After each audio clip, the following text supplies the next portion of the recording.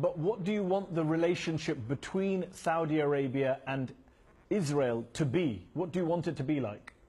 Saudi Arabia want Israel announce that they accepting the Arab initiative. Then we can discuss with Israel, maybe Palestinians discuss with Israel, and Saudi Arabia support that. We don't like Israel become isolated in the area. We don't like Israel become fighting the Palestinian and Palestinian fighting them, and we are fighting them. We have to cooperate together. This is my idea about that. Ruler Jibril, he says he wants peace with Israel. He wants them to accept the Saudi peace plan of 2002, and he's worried about Iran destabilizing the region. So he's talking to Israeli people, Israeli officials. What's wrong with that? There's nothing wrong with that. Actually, it's great that now the Saudis are trying to talk, except the Saudis don't understand two things. One is Iran has a role in destabilizing the region, but they have a bigger role in destabilizing the region. Look what we are seeing. Who has a bigger role in? Saudi Arabia.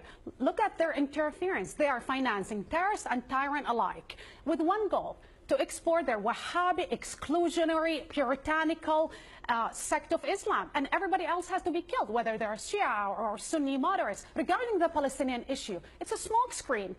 The Israelis have spoken, General, and have spoken clearly. And in a democracy, and I know that you don't maybe understand how democracy works, it's very clear. When people vote for a government and decided for the Netanyahu government, and the Israelis voted for that government doesn't want any peace initiative, not the American one, let alone the Saudi one. Let General Eshki respond.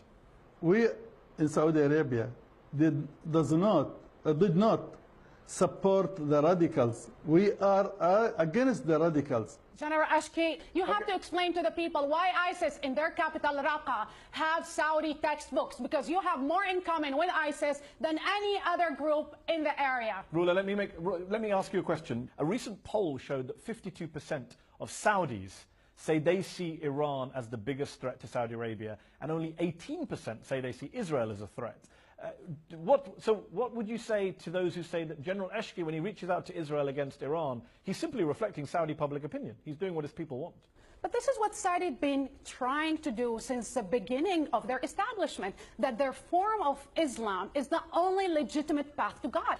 And the polls are reflecting that kind of ideology and that kind of mentality. It's not far away from what ISIS is doing. Okay, let me bring the subject back to what we were discussing. Saudi Arabia has constantly said it's a champion of the Palestinians over the years. How do you think Palestinians feel when they hear you refer to Benjamin Netanyahu as a strong leader and a logical leader, you called him?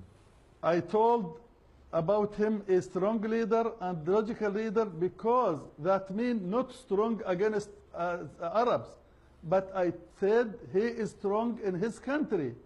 He can announce about that, because the fanatics in Israel, the radical in Israel, when they accept the initiative, all the Israeli will accept that. Let's let the smoke screen aside. You are actually dialoguing with a right-wing government who's oppressing Palestinian peoples, negating them any kind of rights, that is actually very vocal about annexing the whole land. General, what you are doing is actually selling out the Arab cause, the Palestinian cause, in the name of one thing: Wahhabism and anti-Shiite sentiment.